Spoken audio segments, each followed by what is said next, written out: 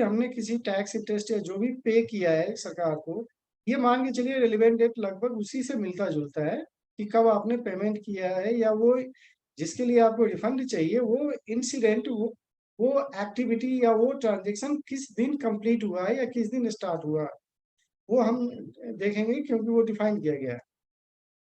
तो मैक्सिमम जो time limit होता है practically that is for 2 years from the relevant date या from the date of making payment of the tax.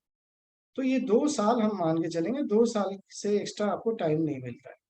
अब 2 साल के अंदर ही आपको अप्लाई करना है और अप्लाई करके प्रॉपर फॉर्मेट में अप्लाई करना है, प्रॉपर प्रूफ के साथ अप्लाई करना है, तभी आपको रिफंड मिलेगा।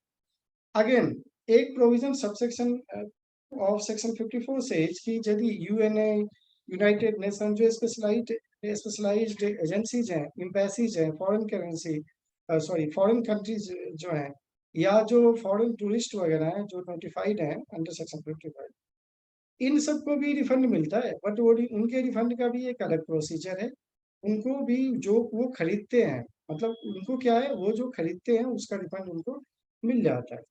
उसके लिए भी जो टाइम पीरियड है वो मैक्सिमम 2 इयर्स है, लेकिन उनके लिए फ्रॉम द रिलेवेंट डेट की जगह यहाँ पे from the day of the quarter, जिस क्वार्टर में उसने खरीदा है, क्वार्टर आपको पता है April to June, July to September, October to December and January to March, 4 quarters हैं। तो ईच क्वार्टर के पीरियड में उसने जो भी परचेज किया होगा इन एजेंसीज ने, यूनाइटेड नेशन ऑर्गेनाइजेशन या उनकी स्पेशलाइज्ड एजेंसी है, इन सब ने यदि या टूरिस्ट का एग्जांपल लेते हैं खरीदा होगा, तो क्वार्टर एंड के से लेके 2 इयर्स काउंट होगा, यानी लिमिटेशन तो 2 इयर्स का ही है। अब चलिए देखते हैं, आपको रिफंड मिलेगा यदि आपने कुछ खरीदा है और आपने उसको एक्सपोर्ट भी किया है या डोमेस्टिकली भी बेचा है, तो आपको रिफंड किस किस का मिलेगा ये चलिए पढ़ते हैं। तो पहला रिफंड तो मिलता है, मैं एक सम अप कर देता हूँ ताकि ये पढ़ने में आपको आसानी हो, आपको समझ में आए। जो रिफंड जो मिलता है, ये आपके पास जो अनयूटिलाइज्ड इनपुट टैक्स क्रेडिट होता है, इनपुट टैक्स क्रेडिट क्या होता है, अनयूटिलाइज्ड क्या होता है, आप सब समझ गए होंगे अब तक की क्लास में। उस अनयूटिलाइज्ड इनपुट टैक्स क्रेडिट का आपको रिफंड मिल सकता है, लेकिन वो कब मिलेगा रिफंड? देखिए there are 2 types of amounts जिसके लिए आप रिफंड कर सकते हैं। एक जो आपके पास आईटीसी है, इनपुट टैक्स क्रेडिट है, उसका एक्युमुलेशन हुआ पड़ा है तो उसका भी रिफंड ले सकते हैं, बट वो 2 सिनेरियो है जिसमें रिफंड मिलेगा। इसके अलावे आपने एक्सेस टैक्स पेमेंट कर दिया है, उसका भी रिफंड आपको मिल जाता है। तो यही इस टाइप की 2 प्रॉब्लम हो सकती है। एक आईटीसी से रिलेटेड जो इलेक्ट्रॉनिक क्रेडिट लेजर से आप रिफंड लेते हैं, और एक एक्स्ट्रा टैक्स आपने पे कर दिया जो इलेक्ट्रॉनिक कैश लेजर से रिलेटेड होता है। तो इन दोनों का रिफंड आपको मिलता है। लेकिन अब जो आईटीसी का जो रिफंड मिलेगा ना, वो आईटीसी का रिफंड किन सिनेरियो में मिलेगा ये समझना बड़ा इंपॉर्टेंट है। पूरे बिजनेस, पूरी इंडस्ट्री जो है वो आईटीसी के रिफंड के लिए ही मर रही है और इसके लिए ही सारी प्रॉब्लम्स आ रही है। तो उस आईटीसी का रिफंड जो है मेनली 2 केसेस में मिलता है। फर्स्ट, आपने एक्सपोर्ट किया, आपने क्या किया, आपने एक्सपोर्ट किया, आपका अनयूटिलाइज्ड आईटीसी है, तो अनयूटिलाइज्ड आईटीसी का रिफंड आपको तभी मिलेगा जब आपने एक्सपोर्ट किया है विदाउट पेमेंट ऑफ टैक्स। ध्यान रखिएगा, आपने एक्सपोर्ट किया है क्या, without payment of tax. With payment of tax के लिए देयर आर सेपरेट प्रोसीजर्स, वो मैं अलग से चर्चा करूंगा। यदि आईटीसी है, इनको आईटीसी का रिफंड ले रहे हैं, तो आपका एक्सपोर्ट जो है विदाउट पेमेंट ऑफ टैक्स होना चाहिए। साफ साफ ये प्रोविजन लिखा हुआ है सबसेक्शन 3 ऑफ सेक्शन 54। ये कभी भी आप रिपीट कर सकते हैं, किसी को भी बता सकते हैं। सबसेक्शन 3 ऑफ सेक्शन 54 आप याद रखें, रट्टा मार लें इसको, कि इसमें रिफंड आपको मिलेगा, लेकिन रिफंड आपको तभी मिलेगा जब आपने refund of what, refund of unutilised ITC जो आपके क्रेडिट लेजर में पड़ा हुआ है, वो तभी मिलेगा जब आपने एक्सपोर्ट किया है, and that too without payment of tax. Without payment of tax means against LUT आपने एक्सपोर्ट किया है, अगेंस्ट एलयूटी। तो अगेंस्ट एलयूटी आपने एक्सपोर्ट किया है, तो आपको अनयूटिलाइज्ड आईटीसी का रिफंड मिलेगा। दूसरा कब मिलेगा जी? दूसरा तब मिलेगा आपका जब आपका आपने जो खरीदा है उसमें जो रेट ऑफ टैक्स है और आपने जो बेचा है रेट ऑफ टैक्स है, इन दोनों में डिफरेंस है। और रेट ऑफ टैक्स जो एप्लीकेबल है आपके परचेज्ड गुड्स पे, वो रेट ऑफ टैक्स क्या है, ज्यादा है। और आप जो बना के या ट्रेड कर रहे हो या सेल कर रहे हो, उस पे जो रेट ऑफ टैक्स है आपके आउटवर्ड सप्लाई पे, वो रेट ऑफ टैक्स कम है। सो मीनिंग देयर बाई कि जो इनवर्ड सप्लाई है उस पे रेट ऑफ टैक्स हायर है, एंड आउटवर्ड सप्लाई है उस पे रेट ऑफ टैक्स लोअर है। So there is difference in rate of tax of inward supply and rate of tax of outward supply. इसकी वजह से आईटीसी एक्यूमुलेट हुआ है, तो इसका रिफंड आपको मिलेगा। होप इट इज क्लियर कि अनयूटिलाइज्ड आईटीसी का रिफंड किस केस में मिलेगा। तो दो केस सिनेरियो हैं, हमेशा याद रखिए, एक्सपोर्ट के केस में, and that too without payment of tax. Export without payment of tax, and when rate applicable on inward supply is higher than rate applicable on outward supply। ये दो cases में आपको अनयूटिलाइज्ड इनपुट टैक्स क्रेडिट का refund मिलेगा। Again, यदि आपका जो export है उस पे एक्सपोर्ट ड्यूटी लगा है, उस पे एक्सपोर्ट ड्यूटी आपने एक्सपोर्ट की, एक्सपोर्ट ड्यूटी लगा के, तो आपको अनयूटिलाइज्ड इनपुट टैक्स क्रेडिट का रिफंड नहीं मिलेगा। क्या होगा, आपको अनयूटिलाइज्ड इनपुट टैक्स क्रेडिट का रिफंड नहीं मिलेगा यदि एक्सपोर्ट ड्यूटी लगा हुआ है आपके, आपने जो गुड्स एक्सपोर्ट किया। अगेन, आपने यदि गुड्स एक्सपोर्ट किया और उससे उसके रिस्पेक्ट में आपने क्या ले लिया, ड्रॉबैक ले लिया, किसका, सीजीएसटी का, या आपने आईजीएसटी जो लगाया उसका आईजीएसटी का रिफंड ले लिया, तो उस केस में आपको अनयूटिलाइज्ड आईटीसी का रिफंड नहीं मिलेगा। अब चलिए, अब थोड़ा सा और आपको समझाता हूँ, ये समझना बहुत इंपॉर्टेंट है आपके लिए। देखिए क्या होता है, there are two types of export. एक होता है export on payment of IGST. उस केस में आप इनवॉइस काटते हैं, उस पे आईजीएसटी चार्ज करते हैं, और चार्ज करके फिर उसका ऑटोमेटिक, यदि गुड्स का केस है तो ऑटोमेटिक रिफंड आ जाता है। क्या होता है, ऑटोमेटिक रिफंड आता है। क्यों, क्योंकि गुड्स एक्सपोर्ट करते हैं तो शिपिंग बिल फाइल करते हैं, वो शिपिंग बिल फाइल को माना जाता है refund application in case of with payment of tax.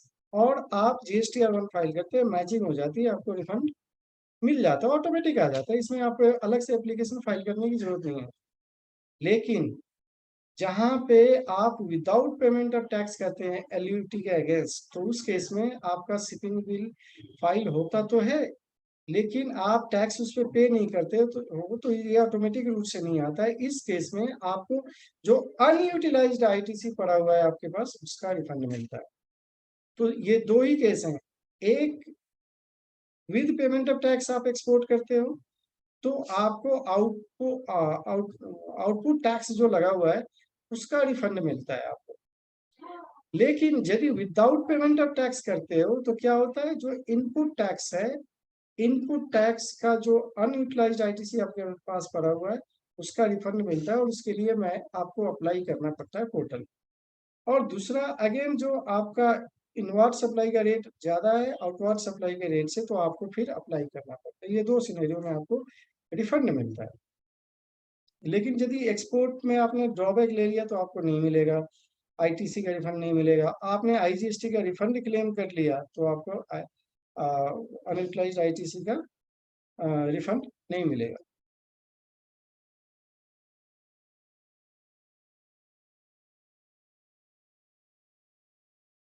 अब इसमें ब्रीफली दो चीजें सबसेक्शन 4 में बताई गई हैं कि आपको क्या क्या अटैच करना है। आप जो एप्लीकेशन फाइल करोगे रिफंड एप्लीकेशन, उसमें क्या क्या अटैच करना होता है, तो यहाँ तो कुछ नहीं बताया गया है, आपको रूल्स में बताऊंगा। यहाँ सिंपली बता दिया गया है कि वो डॉक्यूमेंट्स आपको अटैच करने हैं, डॉक्यूमेंट्री एविडेंस देना है जो आपको प्रेस्क्राइब्ड है, वो यानी रूल्स में लिखा हुआ है सब सब। क्लॉज बी सेज कि यदि आपका इंसिडेंस ऑफ टैक्स आपने पास ऑन कर दिया है तो आपको रिफंड नहीं मिलेगा। और ये पास ऑन किया या नहीं किया है इसके लिए आपको प्रूफ देना पड़ता है। इन शॉर्ट, शॉर्ट में यही समझ लीजिए इंसिडेंस ऑफ टैक्स। अब ये इंसिडेंस ऑफ टैक्स क्या है, आगे वाले रूल में पढ़ाऊंगा, मैं बताऊंगा कि उसमें क्या क्या होता है इंसिडेंस ऑफ टैक्स। अगेन, जहां भी, अब देखिए, इंसिडेंस ऑफ टैक्स आपने पास ऑन किया है या नहीं किया है इसके लिए आपको डिक्लेरेशन देना होता है या सर्टिफिकेट देना होता है। लेकिन जहां पे रिफंड ऑफ टैक्स, रिफंड जो है 2 लाख से कम का है, कितना है, इट्स लेस देन 2 लाख, वहां पे आपको एक डिक्लेरेशन फाइल कर देना होता है कि भाई इंसिडेंस ऑफ टैक्स मैंने पास आउट नहीं किया है। और जहाँ पे 2 लाख से ज्यादा है तो सीए या सीएमए का सर्टिफिकेट लेना होता है, और उसके बेस पे ये प्रूफ दिया जाता है कि आपने incidence of tax pass out किया है या नहीं किया है। ये ब्रीफ है। तो अब दो चीजें हैं मेनली यहाँ बताएंगे। एक तो डॉक्यूमेंट्स जो है स्पेसिफाइड किए गए हैं, वो हम देखेंगे क्या क्या डॉक्यूमेंट्स हैं, क्या क्या डिटेल्स लगानी पड़ती है आपको रिफंड एप्लीकेशन के लिए। और दूसरा, एक डिक्लेरेशन या स्टेटमेंट देना होता है कि वेदर आपने इंसिडेंस ऑफ टैक्स या इंटरेस्ट वट एवर रिफंड जो आप ले रहे हो उसका आपने पास ऑन किया है या नहीं किया है। यदि पास ऑन कर दिया है तो आपको फिर रिफंड नहीं मिलेगा। वो रिफंड उसको क्रेडिट मिलेगा जिसने, जो अल्टीमेटली जिसने इंसिडेंस बियर किया है, यानी who has borne the incidence of tax और इंटरेस्ट, तो ये उनको मिलता है। चलिए नेक्स्ट चलते हैं। तो यदि आपने incidence of tax pass on कर दिया है तो ये किसको मिलेगा? उसको मिलेगा जिसने अल्टीमेटली बियर किया है इस टैक्स या इंटरेस्ट को, हु इज एंड बियरर या एंड कंज्यूमर कह सकते हैं, उसको मिलेगा। और नहीं तो फिर ये क्या होगा, रिफंड यदि आपने अप्लाई कर दिया तो ये क्या है, एक फंड में जाएगा under maintained under section 57। Again, जहां भी जीरो रेटेड सप्लाई होती है, ये बहुत ही इंपॉर्टेंट है। आप ध्यान रखें, आपके जितने क्लाइंट्स हैं या जो भी है आप उनको बताएं, जहां भी आपने रिफंड अप्लाई करा, किसके लिए? On account of export, zero rated supply. Zero rated supply means what? Export. तो एक्सपोर्ट के केस में यदि किसी ट्रेडर ने, बिजनेसमैन ने रिफंड अप्लाई करा तो उसको एक प्रोविजन है कि प्रोविजनल बेसिस पे 90% टोटल जो अमाउंट उसने क्लेम किया है उसको इमीडिएटली विद इन 7 डेज मिल जाएगा। ध्यान से सुनिएगा, यदि आपने एक्सपोर्ट के जीरो रेटेड सप्लाई के अगेंस्ट रिफंड अप्लाई किया है, ठीक है, और ऑफिसर को लगता है कि ठीक ठाक है, चलिए, तो आपको रिफंड विद इन 7 डेज 90% जो आपने क्लेम किया है वो मिल जाएगा। बाकी जो 10% है उसके लिए वेरिफिकेशन करते हैं, प्रॉपर ऑर्डर होता है, स्क्रूटनी होती है डॉक्यूमेंट्स की, एविडेंसेस की, फिर उसके बाद ऑर्डर पास होगा। उस ऑर्डर में यदि सब ठीक निकला तो 10% मिलेगा, ठीक नहीं मिला तो आपको जो पे किया है प्रोविजनली वो भी विद इंटरेस्ट रिकवर करेंगे वो। तो इसका ध्यान रखें। सो जितने एक्सपोर्टर हैं आपके क्लाइंट या जितनी कंपनी है जहाँ पे आप एक्सपोर्ट्स करते हैं, उस केस में आप रिफंड अप्लाई कर सकते हैं zero against zero rated supply, और वो रिफंड आपको इमीडिएटली क्या हो जाएगा जी? वो रिफंड आपको इमीडिएटली मिल जाता है। वो रिफंड आपको इमीडिएटली मिल जाता है। इमीडिएटली इसलिए कह रहा हूँ, 7 days is nothing. 7 days is nothing, 7 दिनों में आपको रिफंड मिलता है, और इससे ज्यादा क्या चाहिए बस। बट वही है, सेफ गार्ड वो थोड़ा सा चेक करते हैं, कई केसेस में टाइम ज्यादा ले लेते हैं। फिर वही वही वाली बात है कि जैसे मैंने बताया पहले वाले केसेस में कि आप यदि आपने इंसिडेंस बियर किया है तो आपको मिलेगा रिफंड। आपने यदि इंसिडेंस पास ऑन कर दिया है किसी को, तो उस केस में वो उसको मिलेगा या वो फंड में, कंज्यूमर वेलफेयर फंड में क्रेडिट हो जाता है। ठीक है, तो ये कंज्यूमर, ये लेकिन अब कुछ केसेस हैं, कुछ एक्सेप्शन दिया है सरकार ने यहाँ पे कि भाई यहाँ कंज्यूमर वेलफेयर में क्रेडिट ना हो करके, कहाँ पे? कंज्यूमर वेलफेयर फंड में क्रेडिट ना हो करके। एक सेकंड सर, मैं सेमिनार में हूँ, आपको अमीर जी मैं सेमिनार में हूँ, आपको कॉल करता हूँ।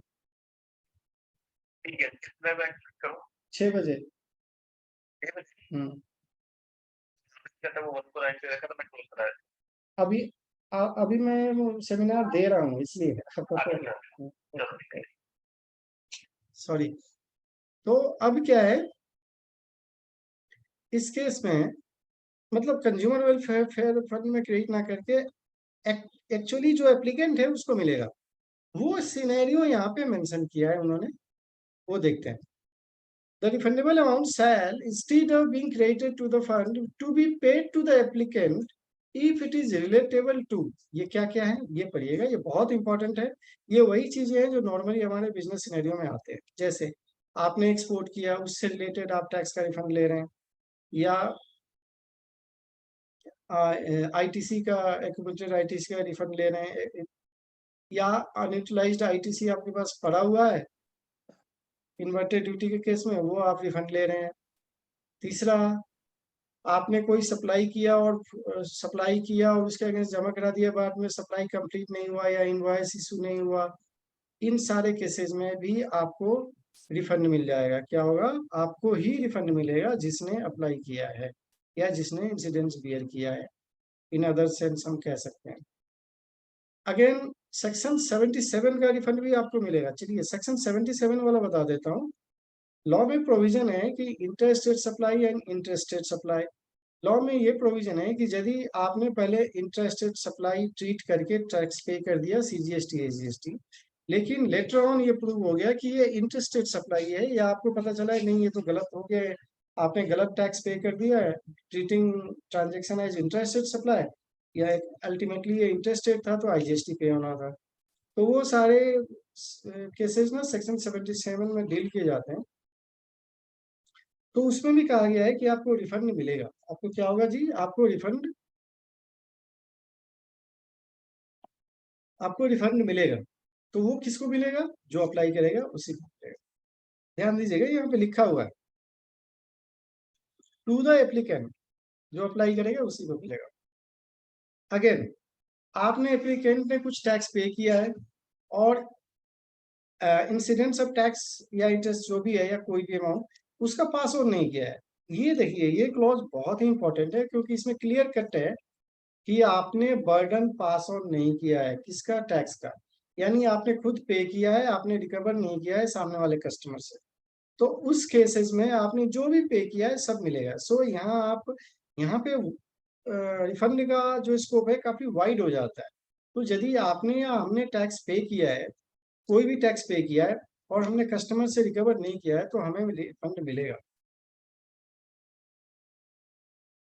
या जैसे नोटिफाई करेगी सरकार उसका मिलेगा। पहले एक झगड़ा था कि पहले शुरू शुरू में जब जीएसटी इम्प्लीमेंट हुआ था कि रिफंड जो अप्लाई करेंगे तो सीजीएसटी एसजीएसटी का रिफंड है तो दोनों तो एक साथ आता है, सारा एडमिनिस्ट्रेशन वगैरह एक साथ ही होता है। तो सीजीएसटी एसजीएसटी का एक ही एप्लीकेशन जाता है, तो सीजीएसटी का तो सेंट्रल गवर्नमेंट अप्रूव कर देगी, बट एसजीएसटी का कौन करेगा? ये प्रोविजन पहले नहीं था इस सेक्शन 54 में। वो प्रोविजन अब इंसर्ट कर दिया, क्लॉज 8 इंसर्ट कर दिया, और इसमें कहा कि यदि सेंट्रल गवर्नमेंट को एप्लीकेशन जाता है तो गवर्नमेंट डिस्पर्स करेगी स्टेट टैक्स का पार्ट भी। ठीक है जी।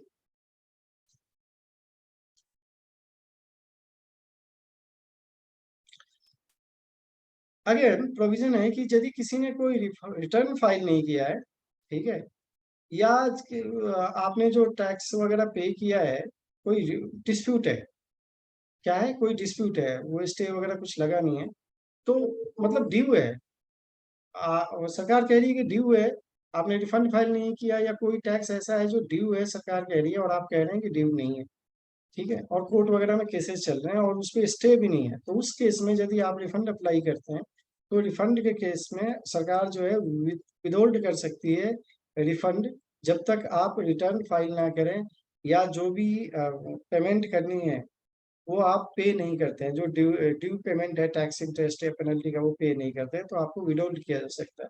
ये बहुत ही इंपॉर्टेंट है, आप ये जान के रखें कि कोई भी यदि आपका ड्यू है, नोटिस आ गया, कुछ आ गया, सरकार कह रही है कि ड्यू है, या इट मीन्स डिमांड ऑर्डर आ गया और आपने उसके अगेंस्ट अपील फाइल नहीं कर रखी है, इट मीन्स आपका स्टे नहीं है, तो उस केसेस में आप रिफंड फाइल करते हैं तो सरकार आपके रिफंड को विदहोल्ड कर सकती है, रोक सकती है, या आपके रिफंड अमाउंट से डिडक्ट भी कर सकती है, यदि वो कंफर्म है कोई लाइबिलिटी इस एक्ट के अंदर, जीएसटी लॉ के अंदर, या इसके पहले वाले लॉ के अंदर, वैट सर्विस टैक्स एक्साइज वगैरह के अंदर, तो उसको भी एडजस्ट कर सकती है रिफंड अमाउंट से गवर्नमेंट। ये बहुत ही खतरनाक प्रोविजन है, मतलब रिफंड आपने अप्लाई किया लेकिन कोई बकाया है तो सरकार उसको एडजस्ट कर लेगी रिफंड अमाउंट से।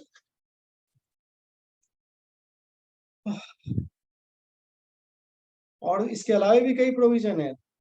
सबसेक्शन 11 जो है वो ये कह रहा है कि कमिश्नर को यदि लगता है कि एडवर्सली रेवेन्यू अफेक्ट होगा आपको रिफंड देने से, तो उस पे रोक लगा सकता है, या उसको लगता है कि कोई आपने फ्रॉड किया है, कमिट किया है, तो आपको आपका रिफंड जो है विदहोल्ड कर सकती है सरकार। इन चीज़ों पे ध्यान देंगे ज़रा कि ये सारे केसेस नहीं होने चाहिए, कोई चार्ज नहीं होना चाहिए। चमका दिया है आपका इलाका। हम बोलेंगे? Yes, yes, I will say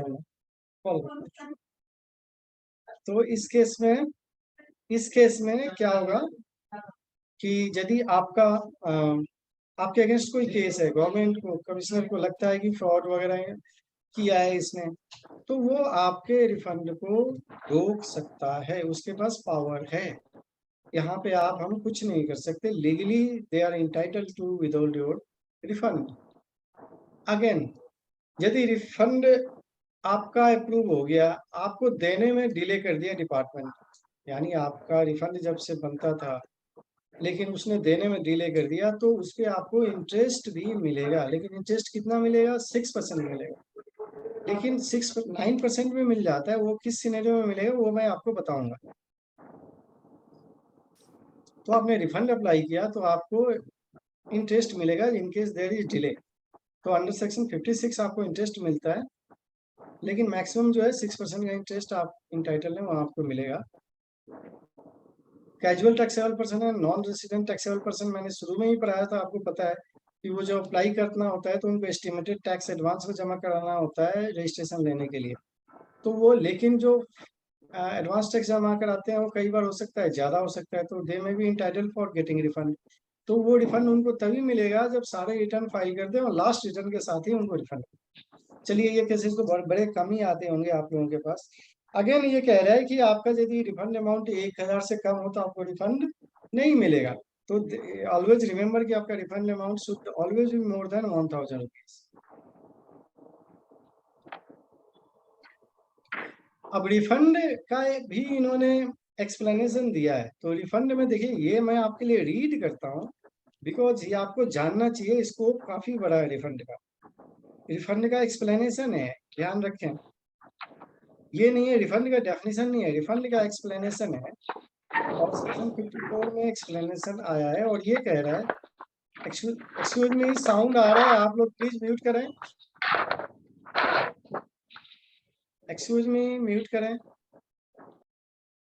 चलिए, refund includes refund of any tax paid on zero rated supplies of goods या सर्विसेज और बोथ, और ऑन इनपुट्स और input services used in making such zero rated supplies.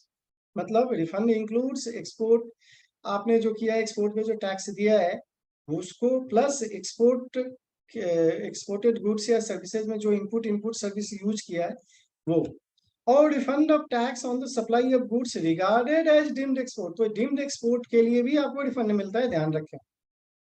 और refund of unutilized input tax rate as provided under subsection 3, वो तो हमने पढ़ ही लिया। अनयूटिलाइज्ड आईटीसी, तो तीनों केसेज हैं। आपने एक्सपोर्ट किया ऑन पेमेंट ऑफ ड्यूटी तो वो भी आपको रिफंड मिल सकता है। आपने डीम्ड सप्लाई किया, डीम्ड एक्सपोर्ट किया तो वो भी आपको रिफंड मिल जाएगा। आपने एक्सपोर्ट किया, कोई गुड्स से रिलेटेड इनपुट सर्विस यूज किया, उसका भी रिफंड मिलेगा। अगेन अनयूटिलाइज्ड आईटीसी है तो उसका भी रिफंड मिलेगा। अब इसमें एक चीज आपको क्लियर कट करता हूं।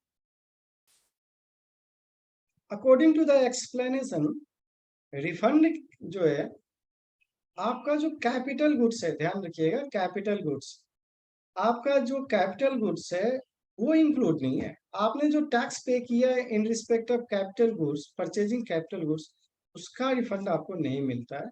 उसका यूज ऑल्दो आप एक्सपोर्ट ऑफ गुड्स या सर्विसेज में करते हैं, लेकिन आपको उसका रिफंड नहीं मिलता। It is clear from here only. ये आप याद रखिएगा हमेशा, ये यहीं से क्लैरिटी है। आगे रूल्स में तो है ही, बट यहीं से क्लैरिटी निकल के आ रही है। अब देखिए, पहले मैंने बताया था ना, within 2 years from the relevant date. अब जो रेलिवेंट डेट है, relevant date activity wise define किया है इन्होंने। Relevant date activity wise define किया है। इन्होंने कहा कि जब गुड्स आप एक्सपोर्ट करते हैं, क्या करते हैं, आपने गुड्स एक्सपोर्ट किया तो कई सिनेरियो होते हैं। आप बाई सी एक्सपोर्ट करते हैं, बाई एयर एक्सपोर्ट करते हैं, बाई लैंड भी एक्सपोर्ट होता है। जो नेबरिंग कंट्रीज हैं, जो लैंड लॉक्ड हैं, जो जहाँ पे बाई रोड एक्सपोर्ट होता है, जैसे नेपाल, भूटान, बांग्लादेश, ये सारे बाई रोड ही एक्सपोर्ट होते हैं। कई बार बाई पोस्ट भी एक्सपोर्ट होता है। तो इस केस में कब माना जाएगा कि आपने आपका रेलिवेंट डेट कब से माना जाएगा, मतलब कब माना जाएगा कि आपने एक्सपोर्ट किया है। इन शॉर्ट इसका मीनिंग ये आया, तो वो चीजें यहाँ पे कही गई है, ये सिनेरियो याद रखिएगा। इस एक्टिविटी से आपको वो 2 इयर्स काउंट होगा इन case of export of goods. तो सबसे पहला है, जब आप एक्सपोर्ट करते हैं बाई सी और एयर, तो उस केस में आपका बाई सी करते हैं तो शिप होगा, बाई एयर करते हैं तो एयरक्राफ्ट होगा।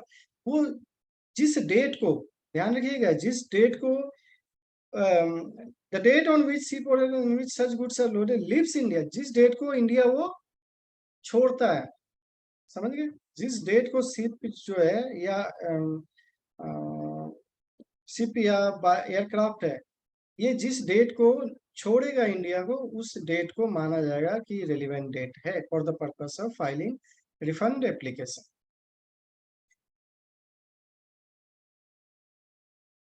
अगेन, यदि बाई रोड एक्सपोर्ट हो रहा है, उस केस में जब फ्रंटियर्स, हमारी जो सीमाओं को जब वो गाड़ी क्रॉस करती है या गुड्स क्रॉस करता है, हमारे जो बॉर्डर हैं, फ्रंटियर है, उसको जब क्रॉस करेगा तब माना जाएगा कि ये रिलीवेंट डेट है for the purpose of refund.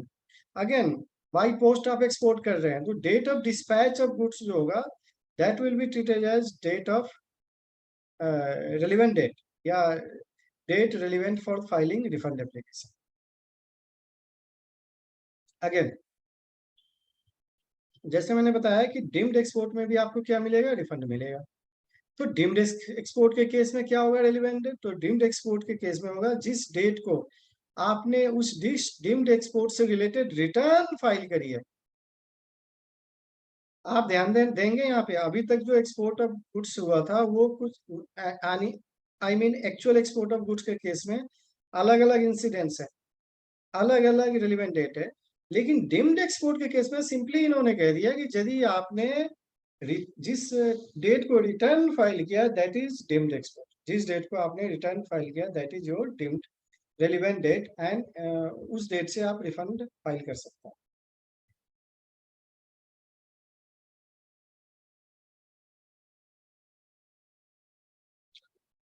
आपने एसीजेड को जीरो रेटेड सप्लाई किया, एसीजेड यूनिट या एसीजेड डेवलपर को, तो इस केस में भी क्या है, रिलेवेंट डेट क्या है, due date of filing return under section 39, ध्यान रखेंगे। Zero rated supply to SEZ unit और एसीजेड डेवलपर के केस में क्या है, due date of furnishing GSTR 3B। लेकिन डिम्ड एक्सपोर्ट के केस में क्या है, डिम्ड एक्सपोर्ट के केस में जिस दिन आपने डिम्ड एक्सपोर्ट का रिटर्न फाइल करा।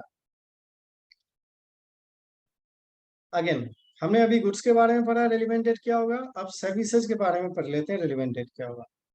सर्विसेज के केस में कह रहे हैं कि यदि आपका पेमेंट जो है फॉरेन करेंसी में, कन्वर्टिबल फॉरेन करेंसी में रिसीव हो रहा है सर्विसेज के केस में, तो ये माना जाएगा,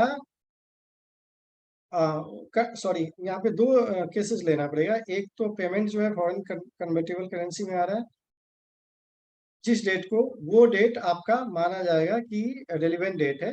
लेकिन यहाँ पे यदि सप्लाई पहले कंप्लीट हो गया हो, जिस डेट को पेमेंट आ रही है उससे पहले सप्लाई कंप्लीट हो गई है, आपकी सप्लाई जो है कंप्लीट हो गई है डेट ऑफ पेमेंट के पहले, तो उस केस में डेट ऑफ पेमेंट जो है that will be your relevant date. Again, आपकी सप्लाई कंप्लीट नहीं हुई है और आपको ये पेमेंट जो है एडवांस में मिल रहा है, ऑब्वियसली सप्लाई कंप्लीट नहीं हो तो payment is treated as advance, तो उस केस में क्या है, आपका इस इनवॉइस डेट जो है वो रेलिवेंट डेट होगा। अब यहाँ पे now there are two cases, यदि आपका सप्लाई कंप्लीट हो गया है, supply of service before receiving payment, तो उस केस में date of payment, receipt of payment होगा आपका रेलिवेंट डेट। लेकिन आपका सप्लाई कंप्लीट नहीं हुआ है, आपको एडवांस में पैसा मिला है, तो डेट ऑफ इनवॉइस जो आप इशू करेंगे इनवॉइस का, वो माना जाएगा रेलिवेंट डेट।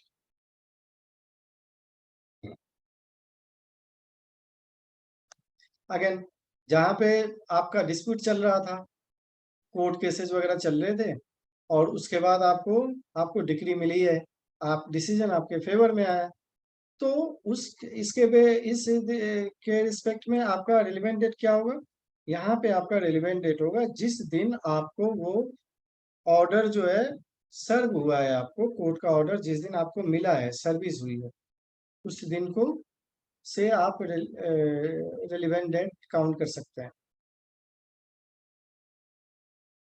फिर आ गया जहां अनयूटिलाइज्ड आईटीसी आप क्लेम कर रहे हैं,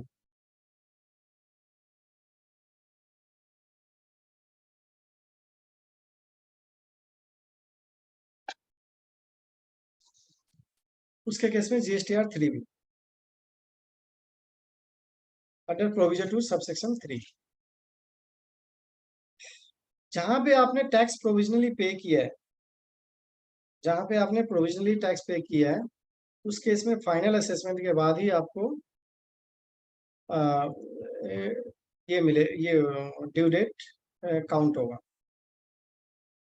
और जहाँ पे ये सारे इंस्टेंसेस नहीं है, तो उस केस में आपका जो डेट ऑफ पेमेंट है that is treated as relevant date.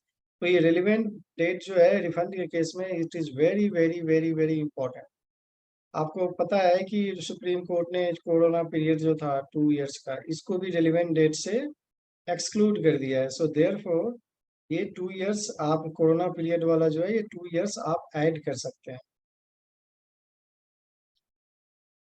From 1 April 2020 to 28 फरवरी 2022, ये जो पीरियड है सुप्रीम कोर्ट ने कहा कि ये लिमिटेशन पीरियड में अप्लाई नहीं होगा। द सेम पीरियड 2 इयर्स में be excluded from calculating relevant date.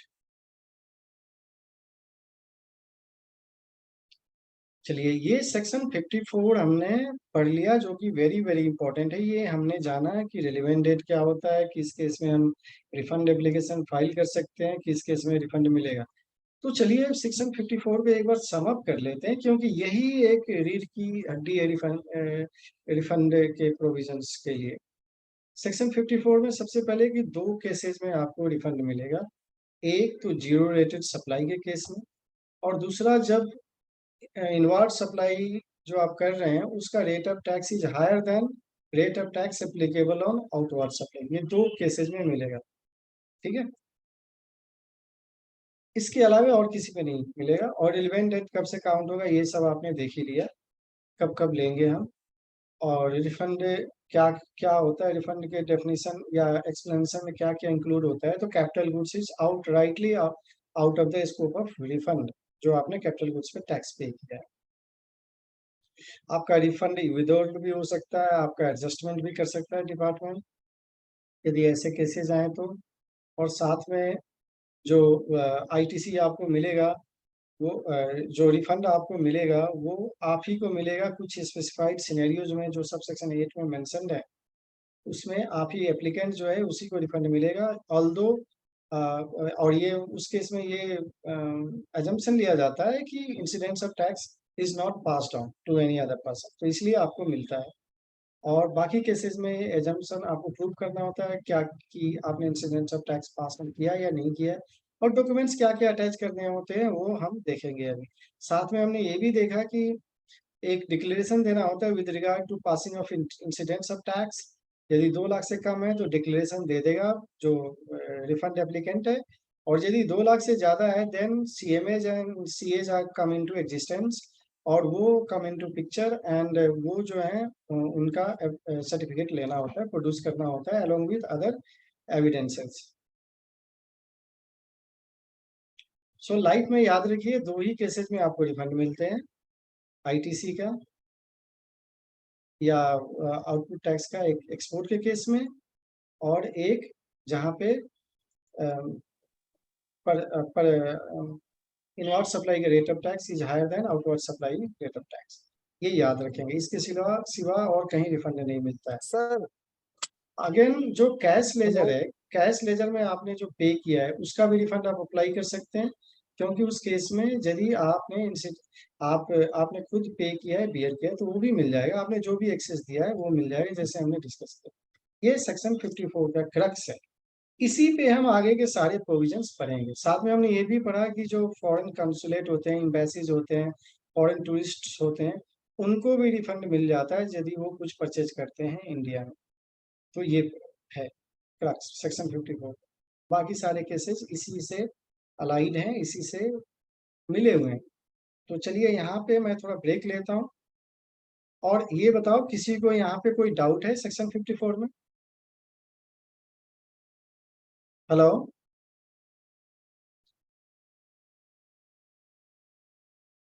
Hello? Sir sir आवाज आ रही है? हाँ जी, आ रही है। हाँ सर, मैं ये कह रहा था सर, एक ना क्या हुआ था कि अभी जैसे फूड बिजनेस के ऊपर एग्जेम्पशन हो गई थी, जो ये जिनका ये होता है ना अपना किचन होती है। हुँ। हेलो। हाँ, बोलो, बोलो। जो किचन होती है, और किचन फिर बाद में अभी 1 जनवरी से एग्जेम्प्ट हो गई थी कुछ लास्ट ईयर। हुँ, ठीक है। तो उस केस में हमने गलती से पे कर दिया था हुँ। क्लाइंट का। पहले 5% लाइबिलिटी होती थी ना फूड बिजनेस पे। हाँ, हाँ। उसके बाद 1 जनवरी से लास्ट ईयर कुछ एग्जेम्पशन आ गई थी कि अगर केवल केवल आप ऑनलाइन ऑनलाइन फूड सप्लाई कर रहे हैं, हुँ, ठीक है, ई किचन जैसे आजकल बन रही है आपको पता है, हुँ। तो उस केस में उनको टैक्स लायबिलिटी नहीं होगी। अच्छा, तो उस केस में क्या हम रिफंड अप्लाई कर बिल्कुल पाएंगे कर क्या? बिल्कुल करवा सकते हैं क्योंकि सर हमने। आपने एक्सेस टैक्स पे किया है, लेकिन ध्यान रखें आपने कंज्यूमर को बिल नहीं किया होना चाहिए। नहीं, हमने आपने कंज्यूमर कंज्यूमर से कंज्यूमर यदि को। मिल गया है तो आपको नहीं मिलेगा। लेकिन सर हमने काफी दिन हो गए अभी तक वो रिफंड नहीं आया है, ऐसे में क्या करें? आप दोबारा अप्लाई करो ना, ये एस्केलेट करो, उसको रिमाइंडर दो। अच्छा। हाँ जी, हाँ जी, एस्केलेट करिए, रिमाइंडर डालिए, एप्लीकेशन डालिए। 1 साल से ऊपर हो गया सर अब उसे। अरे डालिए, एप्लीकेशन डालिए ना। अच्छा अच्छा। हाँ, रिजेक्ट तो नहीं किया है ना उन्होंने? ना, रिजेक्ट नहीं किया, वो एज इट इज एप्लीकेशन पड़ी हुई है उसमें। Correct, correct. आप डालिए, डालिए, वो हो जाएगा, इसमें कोई दिक्कत। अच्छा आपको इंटरेस्ट भी मिलेगा 6% के रेट से। अच्छा अच्छा। हाँ जी, ठीक है, वो हमने पढ़ लिया बेटा। आप किसी को कोई प्रॉब्लम है सेक्शन 54 में? क्योंकि ये बहुत ही इंपॉर्टेंट है, मैं नहीं चाहता आपको यहाँ कोई डाउट हो। चलिए, किसी को कोई डाउट नहीं है, चलिए सेक्शन 55 में चलते हैं। यहाँ पे जो है ये सिंपली वही नोटिफाइड है, यूनाइटेड नेशन ऑर्गेनाइजेशन या एम्बेसीज, फॉरेन कॉन्सुलेट वगैरह होते हैं, उनको रिफंड मिलता है, तो गवर्नमेंट नोटिफाई कर सकती है इनको मिलेगा। या फॉरेन टूरिस्ट जैसे हैं, उनको आईजीएसटी एक्ट में भी मिलता है, वो नोटिफाई कर, यानी गवर्नमेंट जिसको नोटिफाई करेगी वो मिल जाएगा इसमें। जो भी फॉरेनर्स हैं उनको मिल जाता है, फॉरेन एजेंसीज हैं, फॉरेन गवर्नमेंट एजेंसीज हैं। Again section 56 interest on delayed refunds, ये बड़ा इंपॉर्टेंट है। ठीक है, इंटरेस्ट ऑन डिलेड रिफंड्स के केस में, जैसे अभी आपने बताया आपने अप्लाई कर दिया और उन्होंने प्रोसेस नहीं किया, तो इस केस में आपने यदि अप्लाई करा, सेल्फ अप्लाई करा विदाउट कोर्ट ऑर्डर ये वगैरह, एडजुडिकेशन एडजुडिकेशन अथॉरिटी का रिफंड ऑर्डर के होते हुए आपने खुद अप्लाई किया, आपने कैलकुलेट किया कि मेरा रिफंड बनता है और अप्लाई किया। अब यहाँ पे फर्क है, तो उस केस में आपको 6% मिलेगा। ध्यान रखिएगा, यदि आपने खुद अप्लाई किया रिफंड एप्लीकेशन तो आपको मैक्सिमम कितना मिलेगा जी? 6% का रेट से इंटरेस्ट मिलेगा। लेकिन यदि आपका कोई असेसमेंट हुआ, वहां पे रिफंड निकल के आया, आपने अपील किया था, वहां से रिफंड निकल के आया, ट्रिब्यूनल, कोर्ट या वेर एवर, अपीलेट अथॉरिटी, तो उस केस में जो आपको रिफंड मिलेगा ना, दैट इज 9%। ये याद रखिएगा आप लोग हमेशा, कभी भी आपको इंटरेस्ट के लिए अ, ये नहीं सोचना कि 6% ही मिलेगा। दूसरी बात, आप जब भी अप्लाई करते हैं डिले होता है, आप क्लेम करिए गवर्नमेंट को कि you are eligible for getting interest on the refund amount. आप क्लेम नहीं करेंगे तो सरकार नहीं देगी रिफंड। सो बेहतर है कि आप अब क्लेम करिए, आप वहाँ पे एप्लीकेशन सबमिट करिए इंटरेस्ट के लिए, अडेंडम सबमिट करिए, तभी आपको रिफंड मिलेगा। सेक्शन 56 में इस बार अमेंडमेंट प्रपोज किया है गवर्नमेंट ने फाइनेंस बिल 2023 में, क्योंकि यहाँ मैकेनिज्म नहीं था delay days of delay calculate करने का, तो उसके लिए एक इनेबलिंग प्रोविजन सेट किया है सरकार ने कि वो जैसे प्रेस्क्राइब करेंगे वैसे ही कैलकुलेट होगा। तो चलिए, वो तो वेलकम स्टेप है, उससे कोई खास फर्क नहीं पड़ता, सरकार प्रेस्क्राइब करेगी मेथड और फिर आप वैसा ही कैलकुलेट करें। सेक्शन 15(7) सेज कि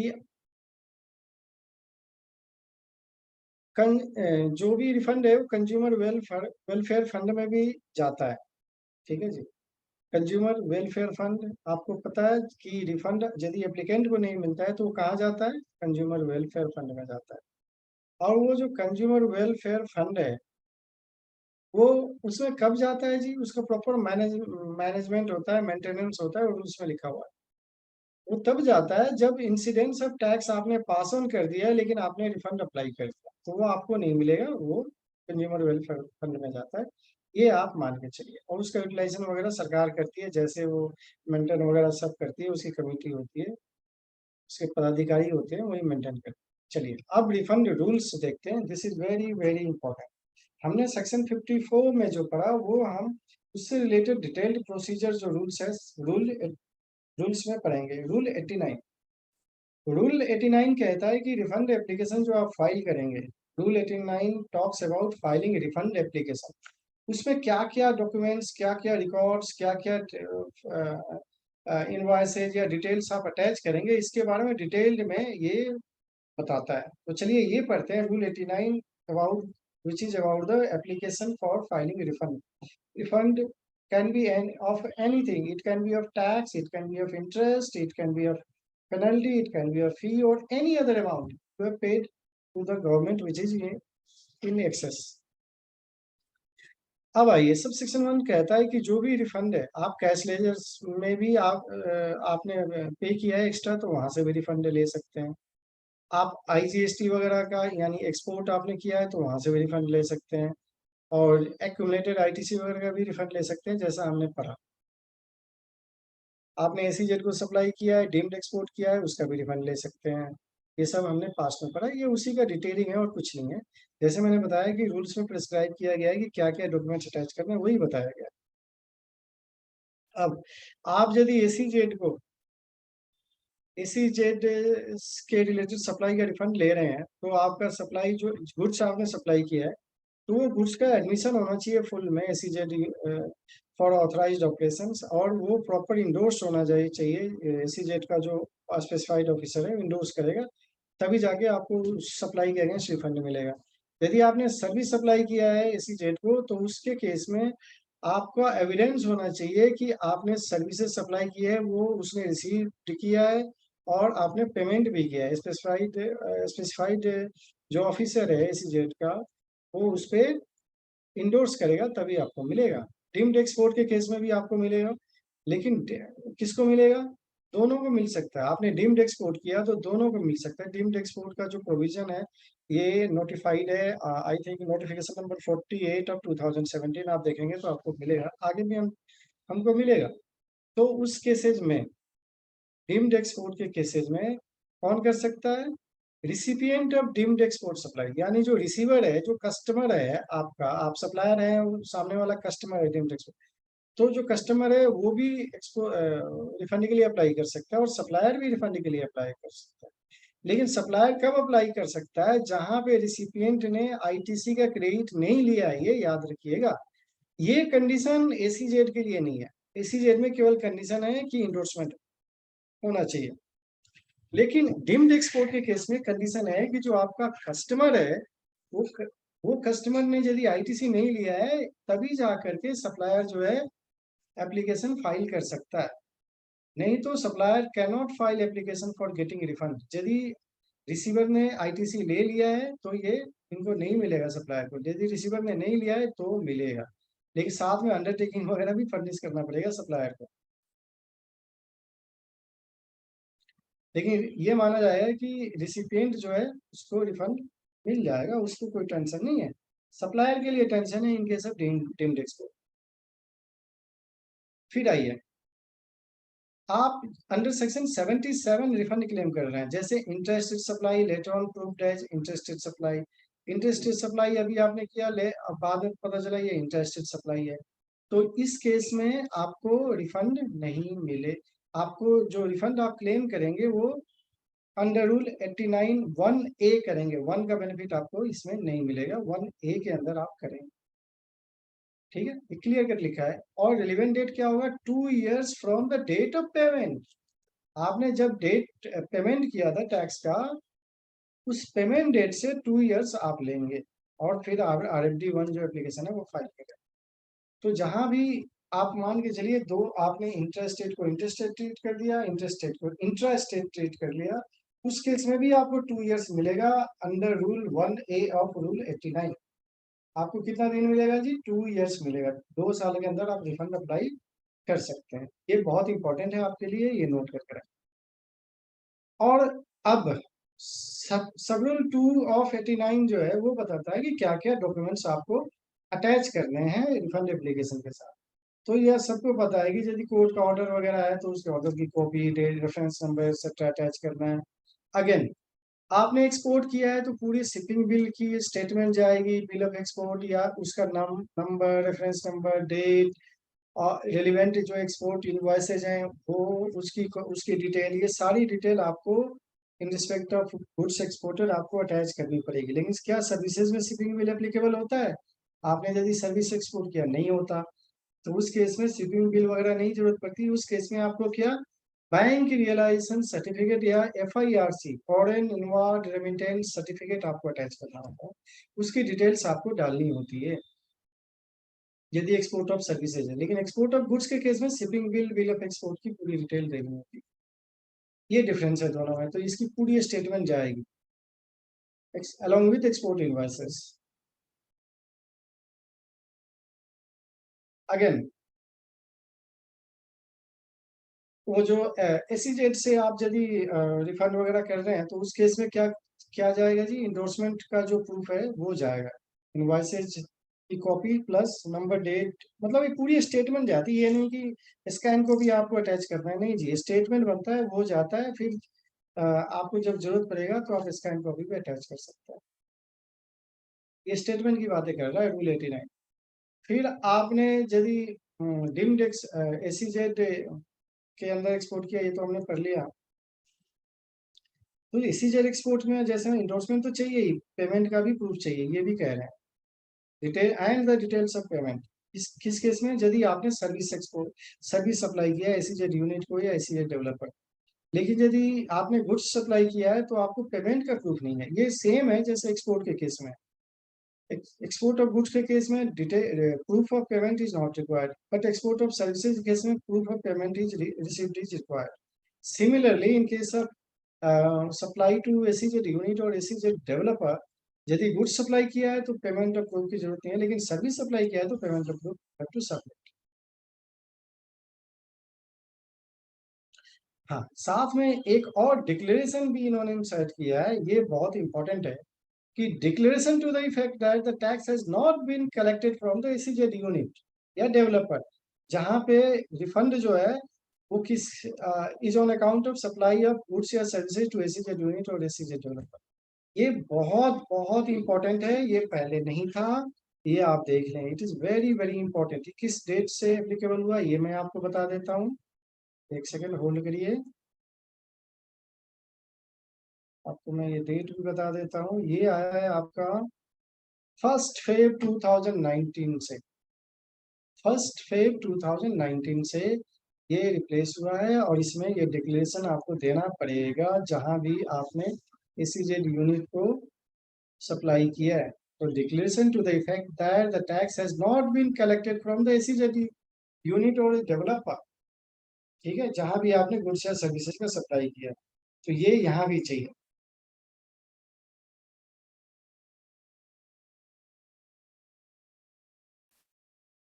चलिए नटसेल में आपको ये बता दूं कि SEZ यूनिट या डेवलपर से रिलेटेड जो भी प्रोविजन है, ये वही प्रोविजन है जो एक्सपोर्ट से रिलेटेड है। जो एक्सपोर्ट का आप समझ गए, आउटसाइड इंडिया वाला एक्सपोर्ट समझ गए आप, तो एज इट इज आपको SEZ unit and SEZ developer का केस है।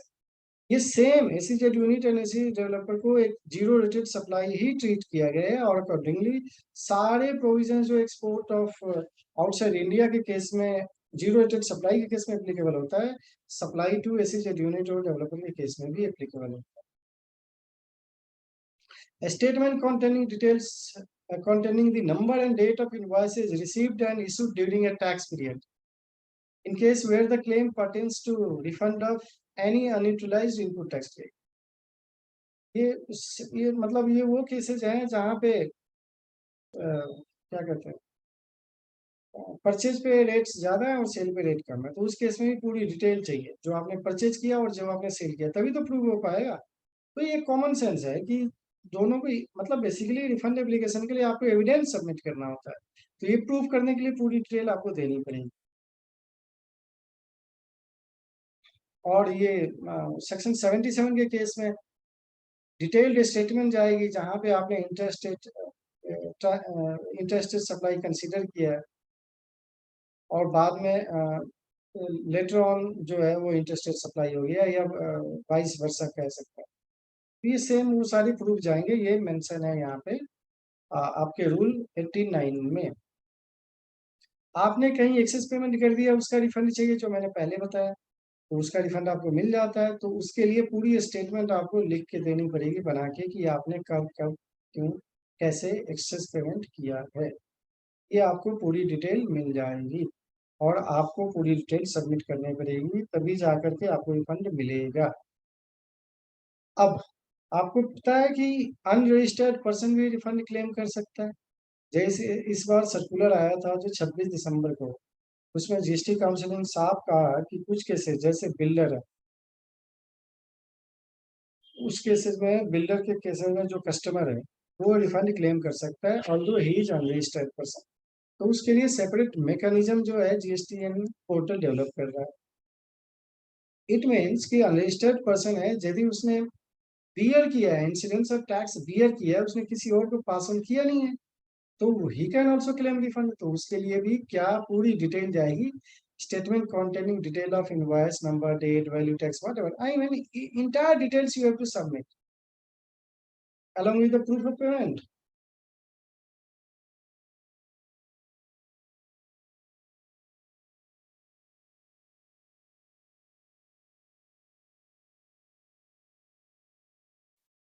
और अनरजिस्टर्ड के केस में के ए प्लस के बी भी अनरजिस्टर्ड पर्सन केस में ये भी आप देख लेंगे, सेम चीजें कि क्रेडिट नोटिस नहीं किया था, इसने बियर नहीं किया, ये सब पूरा डिटेल्स वो सर्कुलर जो पढ़ेंगे, वन सर्कुलर नंबर 185 है या 186 है, जो हमने चर्चा भी की थी पहले क्लास में, वो आप देखेंगे 26 दिसंबर को 22 को आया था, आपको ये मिल जाएगा।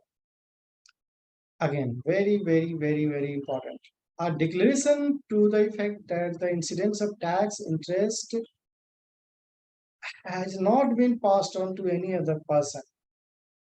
ठीक है, ये देना पड़ेगा जहां रिफंड अमाउंट जो है वो 2 लाख से कम है, और 2 लाख से ज्यादा है तो क्या है, चार्टर्ड अकाउंटेंट या कॉस्ट सीएमएच जो है उनकी अपॉर्चुनिटी उन्हें मिल जाती है, they have to issue certificate कि टैक्स एंड टेस्ट और व्हाटएवर उसका इंसिडेंस इसने पास ऑन नहीं किया, he will certify and submit certificate, कोई उनको मिलेगा।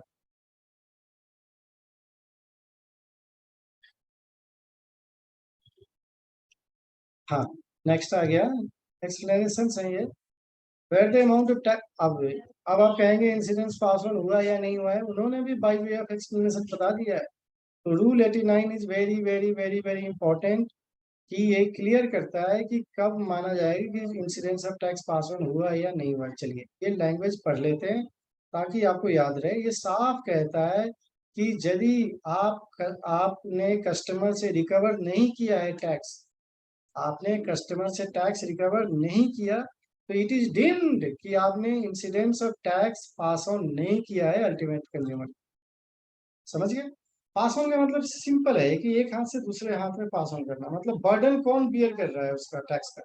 तो आपने यदि कस्टमर से ले लिया है, जो मैंने इतनी देर से ये मैं चर्चा करते आ रहा हूँ, आपने कस्टमर से रिकवरी कर ली तो आपने बर्डन तो पास ऑन कर दिया टैक्स का।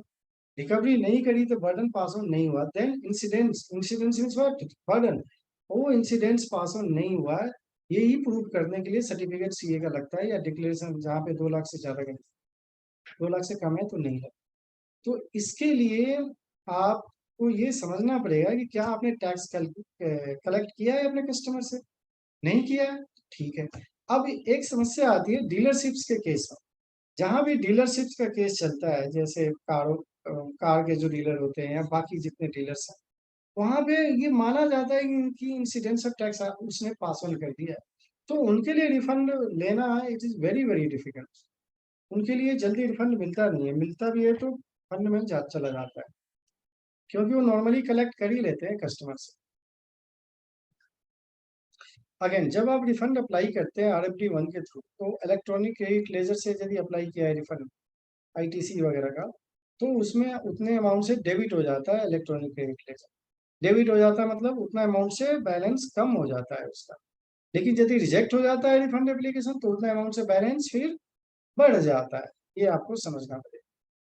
अगेन, जीरो रेटेड सप्लाई है विदाउट पेमेंट ऑफ टैक्स, जहाँ पे है मतलब अगेंस्ट LUT किया है वहां पे, तो उस केस में भी आप जो कैलकुलेशन होगा, उस केस में तो आपको मतलब बाकी हर केस में कैलकुलेशन करते हैं, लेकिन जहाँ जीरो रेटेड अगेंस्ट LUT है, तो उस केस में जो कैलकुलेशन होगा उसका फॉर्मूला प्रिस्क्राइब किया है रूल ने। वो फॉर्मूला ये है कि आपको टोटल नेट ITC लेना है, उसको डिवाइड कर देना है एडजस्टेड टोटल टर्नओवर से। अब ये एडजस्टेड टोटल टर्नओवर क्या है, ये हम आगे पढ़ें। और मल्टीप्लाई कर देना है total turnover with in the state. Total turnover क्या है, turnover of zero rated supply of goods and turnover of zero rated supply of services. ठीक है, टोटल टर्नओवर, सॉरी इसमें एक्सपोर्ट इंक्लूड करिए, total export turnover in the state, मतलब जिस state में आप रजिस्टर्ड हैं उस स्टेट से कितना एक्सपोर्ट आपने किया है, चाहे गुड्स का हो या सर्विस का हो, वो टर्नओवर को आप नॉमिनेटर बनाएंगे एंड बाकी डिनोमिनेटर बनाएंगे, एडजस्टेड टोटल टर्नओवर को मल्टीप्लाई करेंगे नेट ITC। इस फॉर्मूले से आप कैलकुलेट करना। अब जो है एक एक चीज एक्सप्लेन किया है रूल ने कि नेट ITC का मतलब क्या है। जैसा मैंने पहले ही कहा कि इसमें कैपिटल गुड्स का ITC इंक्लूड नहीं होता है, तो नेट ITC का मतलब होता है, मतलब ये कि हम पढ़ रहे हैं किसके लिए, जीरो रेटेड सप्लाई आपने किया है, एक्सपोर्ट किया है without payment of tax against letter of undertaking, तो उस केस में ये फॉर्मूला अप्लाई होता है। तो नेट ITC में क्या आपको आपको रिफंड किस किस का मिलता है, इनपुट्स एंड इनपुट सर्विसेज का रिफंड आपको मिलता है। ध्यान रखिएगा, आपको किसका रिफंड मिलता है, इनपुट्स एंड इनपुट सर्विसेज का रिफंड। तो वो उसका नेट ITC आप लेंगे। Other than 4A and 4B ये भी है, मतलब इसके लिए सेपरेट ट्रीटमेंट होता है 4A 4B, इसीलिए उसका अलग रिफंड अप्लाई होता है। तो 4A में हम पढ़ेंगे, 4B में। Turnover of zero rated supply of goods, अब ये देखिए विदाउट पेमेंट ऑफ टैक्स जो आपने एक्सपोर्ट किया है वो, या 1.5% ऑफ जो आपने like goods domestically supplied by the same supplier और similarly placed supplier as declared by the supplier, जो भी इन दोनों में कम है। ठीक है, ये थोड़ा बहुत मतलब आपको प्रॉपर कैलकुलेट करना चाहिए, नहीं तो वो फिर प्रॉब्लम आ जाती है। जो भी लेसर है ऑब्वियसली लेसर है, मैक्स मतलब यहाँ पे सरकार ने कोशिश करी है कि मैक्सिमम वैल्यू जो है ना turnover of zero rated supply of goods का, वो लिमिट करा जाए। तो लिमिट के लिए उन्होंने कह दिया 1.5% of like goods domestically supplied by the same supplier. ठीक है, या उन्हीं के जैसा सिमिलरली प्लेस्ड सप्लायर। सर्विसेज के केस में भी, उसके केस में भी विदाउट पेमेंट टैक्स है, तो उसके केस में ऐसे कैलकुलेट होगा, एग्रीगेट पेमेंट जो आपको मिला है वो प्लस जिस सप्लाई जिसकी कंप्लीट हो गई है उसके अगेंस्ट पेमेंट मिला है वो,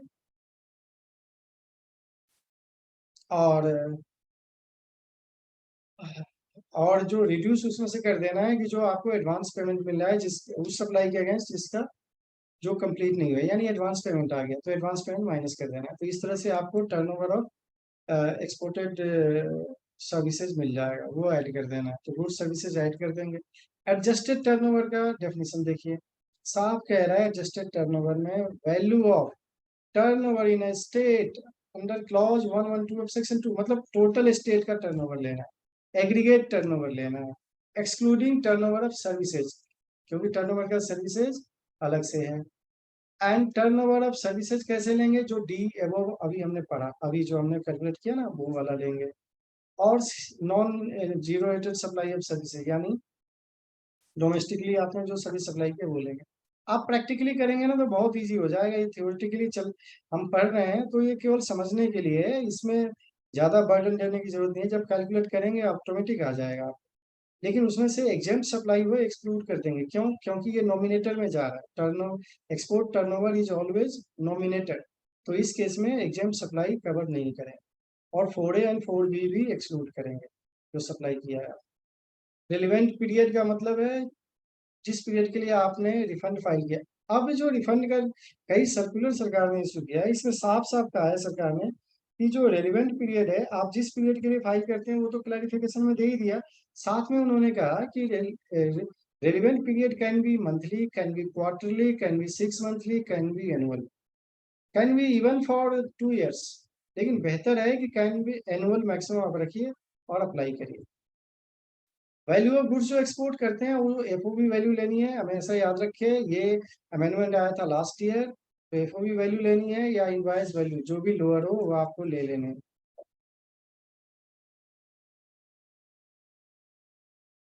4A 4A डीम्ड एक्सपोर्ट को जो नोटिफिकेशन नंबर 48 है, उसमें डीम्ड एक्सपोर्ट जो होता है, आप कुछ सप्लाई रिसीव करते हैं जिसमें 0.1% टैक्स लग के आता है। यदि मर्चेंट एक्सपोर्ट भी आप कह सकते हैं, तो जो मर्चेंट एक्सपोर्टर होता है वो आपको एक्सपोर्ट करता है, ठीक है, एट अ रेट ऑफ 0.1%। फिर आप मेन एक्सपोर्टर आप होते हैं, तो उस केस में उसका भी आपको रिफंड मिलता है, वो उसका रिफंड आपको मिलेगा। ये कहा गया है 4A में। 4B में सिमिलरली कहा गया है कि अनयूटिलाइज्ड आईटीसी है, वो डीम्ड एक्सपोर्ट के केस में, तो वो भी आपको मिलेगा, मतलब रिफंड तो आपको मिलेगा।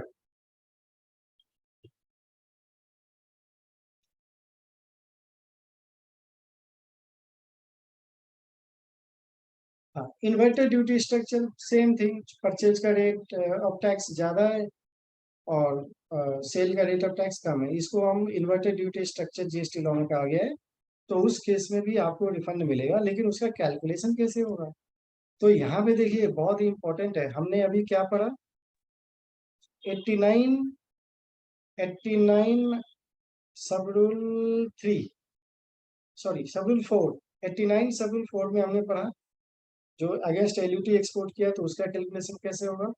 अब 89 सब रूल 5 में हम पढ़ेंगे, 89 सब रूल 5 में हम पढ़ेंगे कि इन्वर्टेड ड्यूटी स्ट्रक्चर के केस में कैसे कैलकुलेशन होगा। तो मैक्सिमम इसके केस में सुप्रीम कोर्ट का डिसीजन भी आ चुका है और उन्होंने वैलिडेट कर दिया है कि ये करेक्ट है, इसमें कोई चेंज की जरूरत नहीं है। इसमें साफ कहा गया है कि मैक्सिमम आपको जो रिफंड मिलेगा, turn over of inverted rated supply of goods या services multiplied by net ITC divided by adjusted total turnover minus tax payable on such inverted rated supply of goods and services into net ITC divided by ITC available on inputs and input services.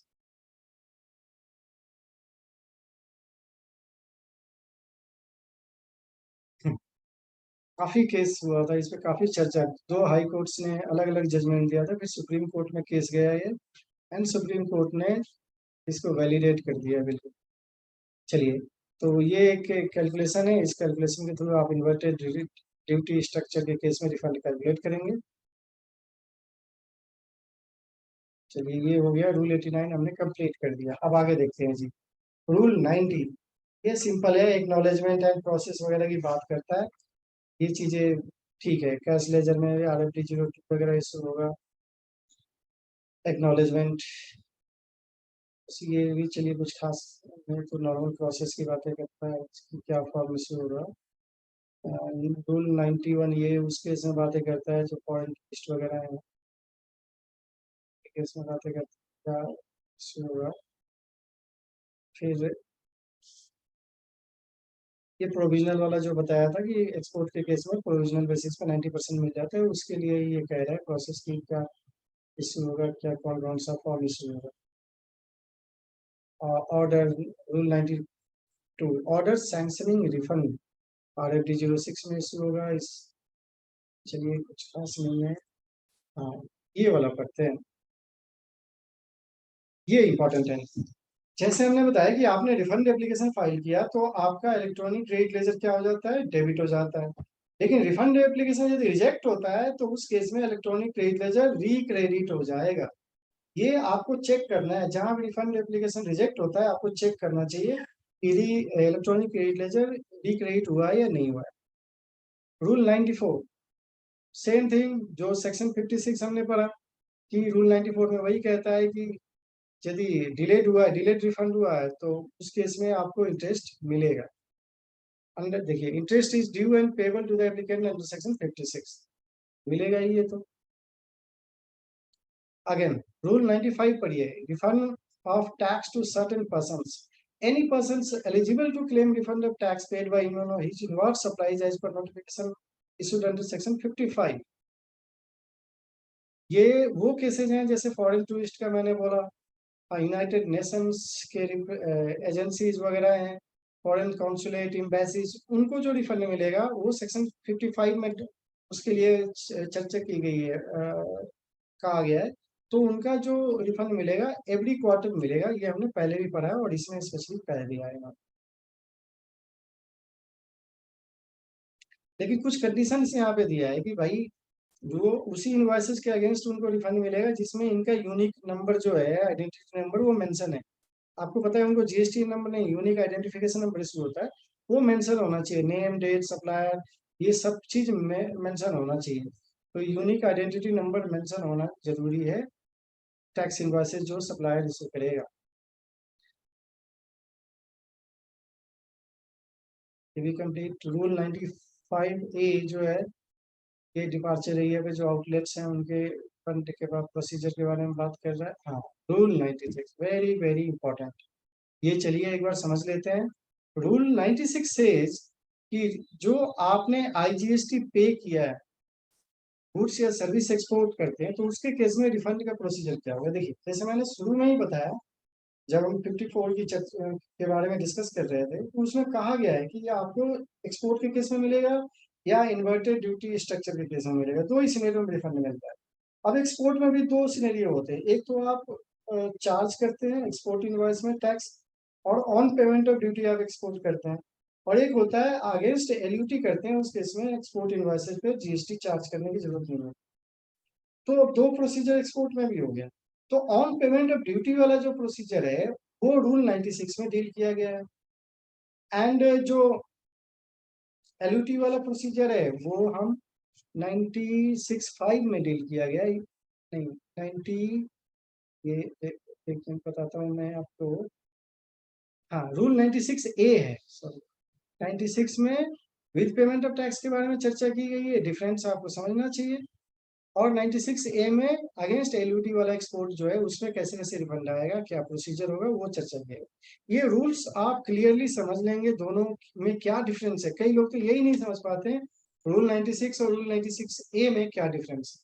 तो ये difference है, since there are two procedures for getting refund on in case of export, या export के दो procedure हैं, ये मान के ये कहिए आप, तो दोनों प्रोसीजर में कैसे कैसे रिफंड आएगा, ये इसके बारे में चर्चा किया गया है। तो इन case of on wherever you have exported on payment of IGST, वहां पे रूल 96 एप्लीकेबल होता है, और ये कह रहा है कि आप जो शिपिंग बिल फाइल करते हैं ना, that is deemed as an application of refund. ध्यान दीजिएगा, ऑन पेमेंट जहां भी आ गया, on payment, export on payment of IGST. चलिए गुड्स का एग्जांपल लेते हैं, तो गुड्स के एग्जांपल में शिपिंग बिल आप फाइल करते हैं, तो शिपिंग बिल जैसे ही आपने फाइल किया ना, it is an application for getting refund, ये मान लिया है लॉ ने। और ये माना जाएगा कि जिस दिन शिपिंग बिल फाइल हुआ है उसी दिन आपने रिफंड एप्लीकेशन भी फाइल कर दिया है, क्लियर कट। अगेन यदि अब क्या होता है कि जैसे ही शिपिंग बिल फाइल हुआ, वो अंडर कस्टम एक्ट होता है, आप जो जीएसटी का रिफंड रिटर्न फाइल करते हैं वो GSTR1 GSTR3 भी, तो GSTR1 में रेलिवेंट टेबल में दिखाते हैं, GSTR3 भी में रेलिवेंट टेबल में जाते हैं। ये डेटा जो है जीएसटीएन कस्टम को भेजता है। अब कस्टम वेरीफाई करता है कि आपने जो डेटा भेजा वो एक्चुअल एक्सपोर्ट हुआ है कि नहीं। वेरीफाई करके यदि लगता है कि एक्सपोर्ट हुआ है और ऑन पेमेंट ऑफ टैक्स है, तो इमीडिएटली आप आपके या बिजनेस ट्रेडर के या कंपनी के बैंक अकाउंट में रिफंड आ जाता है।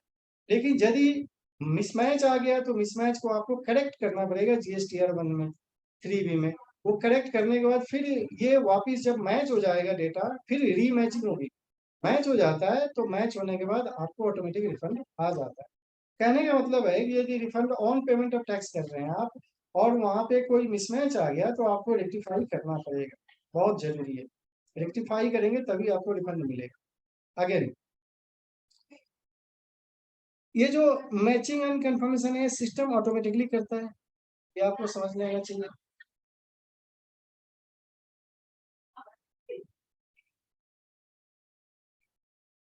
जो ये सेम बातें हैं जो मैंने आपको बताई, वो सब रूल 3 में कहा गया है, बाकी सब तो ठीक है। आगे एक इम्पोर्टेंट बात, ये हमने गुड्स के बारे में कहा कि शिपिंग बिल, सर्विसेज के केस में तो शिपिंग बिल होता ही नहीं है, तो सर्विसेज के केस में क्या होगा? तो सर्विसेज के केस में आपको वही RFD 01 रूल 89 वाला प्रोसीजर फॉलो करना पड़ेगा। आपको GSTR 1 एंड 3 भी तो प्रॉपर फाइल करेंगे ही, साथ में 89 में मैं जो आपको एप्लीकेशन फॉर रिफंड अलग से फाइल करना पड़ेगा। सिंस यहाँ शिपिंग बिल नहीं होता, तो आपको एप्लीकेशन RFD 1 फाइल करना ही पड़ेगा बाय अंडर रूल 89 1। तो इन case of export of services, rule 89 के जो प्रोविजंस हैं फुल्ली यहाँ पे एप्लीकेबल हो जाते हैं, लेकिन गुड्स के केस में नहीं होते। गुड्स के केस में रूल 96 के का जो प्रोसीजर है वही फॉलो होगा, ऑटोमेटिक मैचिंग होती है, आपको रिफंड आ जाता है। चलिए नेक्स्ट पढ़ते हैं 96 से, जहां पे आपने एक्सपोर्ट किया है अगेंस्ट ये LUT, उस केस में क्या होगा? तो जहां भी आपने एक्सपोर्ट किया है अगेंस्ट LUT 96 से एप्लीकेबल हो जाता है। इस केस में आपको एप्लीकेशन फाइल करना होता है। क्या करना है? रिफंड के लिए एप्लीकेशन फाइल करना होता है अंडर रूल 89। अब लेकिन एक जो बेस्ट रिक्वायरमेंट है कि LUT है, आप किसके अगेंस्ट करते हैं? अगेंस्ट लेटर ऑफ अंडरटेकिंग या बॉन्ड। बॉन्ड अभी एप्लीकेबल नहीं है, अभी लेटर ऑफ अंडरटेकिंग। अब जो लेटर ऑफ अंडरटेकिंग के अगेंस्ट आप एक्सपोर्ट करते हैं, तो लेटर ऑफ अंडरटेकिंग के लिए आपको अप्लाई तो करना पड़ेगा। तो ये कहा गया है कि लेटर ऑफ अंडरटेकिंग LUT के लिए आपको क्या करेंगे? एक्सपोर्ट करने के इमीडिएटली पहले, एक्सपोर्ट करने के पहले ही आपको अप्लाई करना पड़ेगा। तो आप जो एक्सपोर्ट करते हैं उसके पहले ही LUT आपको अप्लाई करना पड़ेगा। समझ गए? आप एक्सपोर्ट करते हैं उसके पहले LUT अप्लाई कर लीजिए, otherwise there will be penalty.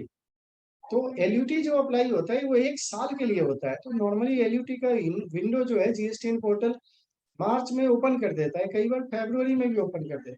तो आपको अब देखिए, जैसे नेक्स्ट फाइनेंशियल ईयर 23-24 के लिए आप एक्सपोर्ट करेंगे, तो उस केस में 1 अप्रैल से प्रोविजन आपका नया फाइनेंशियल ईयर आ गया, तो उसके लिए आपको LUT अभी अप्लाई कर देना चाहिए।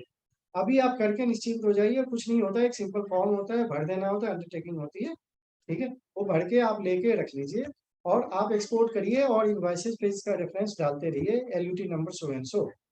आप एक्सपोर्ट करिए, कोई टेंशन नहीं। यही एक है, और साथ में यदि इसके प्रोविजंस को कंप्लाई नहीं किया तो आपके ऊपर विद इंटरेस्ट रिकवर किया जाएगा टैक्स, यही कहा गया है। इस केस में LUT के केस में भी ध्यान रखिएगा, ये जो पोर्टल है ना वो मैचिंग करता है कस्टम पोर्टल से।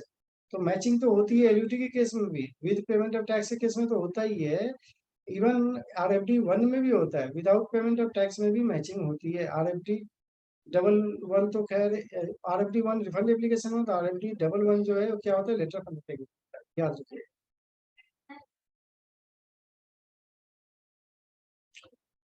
रिकवरी की जाएगी यदि अनयूटिलाइज्ड ITC का रिफंड आपने ले लिया है या IGST का, और आपको प्रोसीड्स जो है, यानी जो सेल प्रोसीड्स है under the under prescribe period नहीं मिलता है, आपको रिकवरी नहीं होती है सेल प्रोसीड्स का, तो आपने जो रिफंड लिया है वो आपसे रिकवर किया जाएगा विद इंटरेस्ट, ये कहा गया है 6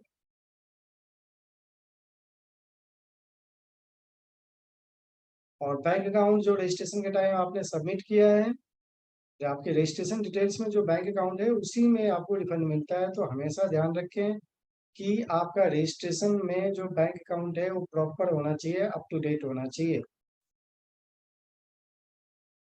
और वो पैन नंबर बेस्ड होना चाहिए, एप्लीकेंट के नाम पे होना चाहिए। कंज्यूमर वेलफेयर फंड यही है जो आपको रिफंड डायरेक्ट जहाँ नहीं मिलता है, कंज्यूमर वेलफेयर फंड में आ जाता है। रूल 97 इसके बारे में डिटेल में चर्चा कर रहा है, कब कैसे कवर होता है, कहाँ यूज होगा कंज्यूमर वेलफेयर फंड का पैसा, ये सब के बारे में ये बातें कर रहा है। अगेन रूल 97 है मैनुअल फाइलिंग एंड प्रोसेसिंग, ये बहुत ही इंपॉर्टेंट है रूल। इसमें साफ कहा है इन्होंने, ये 15 नवंबर 2017 को इंसर्ट किया गया, क्योंकि जिस टाइम ये GST एक्ट आया उस टाइम जो रिफंड फाइल करना था वो करेक्टली हो नहीं रहा था, क्योंकि सिस्टम सब नया था, बहुत प्रॉब्लम थी। तो सरकार ने सर्कुलर इशू किया कि आप मैनुअल फाइलिंग भी कर सकते हैं, तो वो मैनुअल फाइलिंग होने लगा। RFD 1A फॉर्म था, जो मैनुअल फॉर्म था RFD 1A था, उसमें मैनुअली फाइल होता था और वो सारे एनेक्जर्स, फिजिकल कॉपी सारे आपको सबमिट करने होते थे, फिर वो चेक कर करा के वेरीफाई करके इशू किया करते थे। बड़ा ही हैसल होता था उसके केस में। बट अब ये खत्म हो गया, अब तो आप इलेक्ट्रॉनिकली फाइल करिए, वो सब खत्म हो गया। इसलिए ये जो रूल है बहुत ही इम्पोर्टेंट था। इन्होंने सीधा कहा कि ऑनलाइन फाइलिंग का मतलब है कि मैनुअल फाइलिंग भी उसमें इंक्लूड होगा, जितने सारे प्रोसीजर्स हैं, एप्लीकेशन फाइल करना, एक्नॉलेजमेंट देना, रिजेक्शन मेमो, ये सब चीज इसमें मैनुअल भी हो सकता था और हुआ है, और बहुत सारे रिफंड एप्लीकेशन इसमें अप्रूव हुए हैं। तो ये हमने जो पढ़ा, ये हमने रिफंड के बारे में पूरा चैप्टर पढ़ लिया। यही थे rule 89, rule 96, rule 96 A. These are very very important rules. ये तीनों, रूल 89 तो पूरा प्रोसीजर्स के बारे में बात कर रहा है, रूल 96 से वहां के बारे में बात कर रहा है जब आप विद पेमेंट ऑफ टैक्स करते हैं। रूल 96 से तब सिनेरियो को डील करता है जब विदाउट अगेंस्ट एल्यूटी आप एक्सपोर्ट करते हैं। तो ये सारे प्रोसीजर्स हैं, आप एक बार पढ़ लें। हमने थियोरेटिकली तो पढ़ लिया, बता दिया, फॉर्मूला वगैरह फॉलो करें। इन्वर्टेड ड्यूटी स्ट्रक्चर के केस में क्या फार्मूला होगा, एलयूटी के केस में क्या फार्मूला होगा, ये सब चीज मैं देख लिया, समझ लिया। अब आपको दिक्कत नहीं आएगी। और जो मेन सेक्शन था, सेक्शन 54, उसके बारे में चर्चा कर लिया हमने डिटेल में, रिलीवेंट डेट के बारे में पढ़ लिया। सेक्शन 56 के अंदर आपको इंटरेस्ट भी मिलेगा, ये भी हमने देख लिया। यही है रिफंड का प्रोसीजर। मुझे लगता है कि हमने अच्छे तरीके से रिफंड समझ लिया। अब हम यहाँ से क्वेरी क्वेश्चन आंसर लेते हैं। क्वेश्चन आंसर लेने का टाइम आ गया। आप सबको किसी को कोई प्रॉब्लम है तो प्लीज पूछिए। Anil ji, hello hello.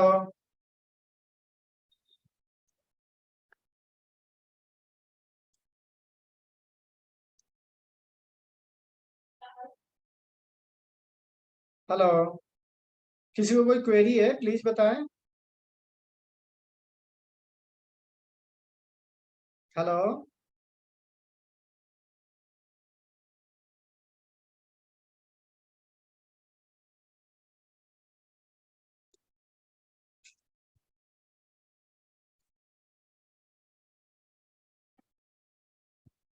किसी को कोई क्वेरी है प्लीज बताएं।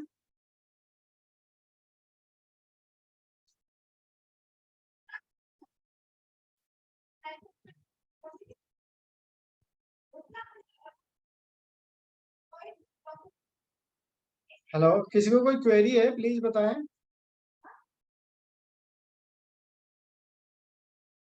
रिफंड से रिलेटेड किसी को कोई भी क्वेरी हो प्लीज बताएं।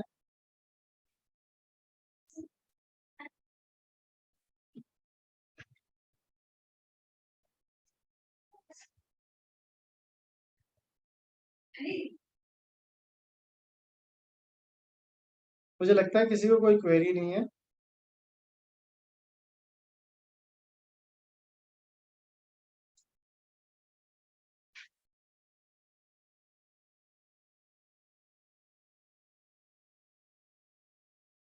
सो चलिए, ठीक है, हम अपना सेशन यहाँ फिनिश करते हैं। मुझे लगता है किसी को कोई क्वेरी नहीं है इससे रिलेटेड। आपको कोई क्वेरी है तो you can ask me. My number is 9650482999। आप कॉल कर लें कभी भी, रिफंड से रिलेटेड कोई भी क्वेरी हो, कोई भी डाउट हो तो। चलिए, हम अपना सेशन यहाँ से समाप्त करते हैं। Thank you very much for joining me.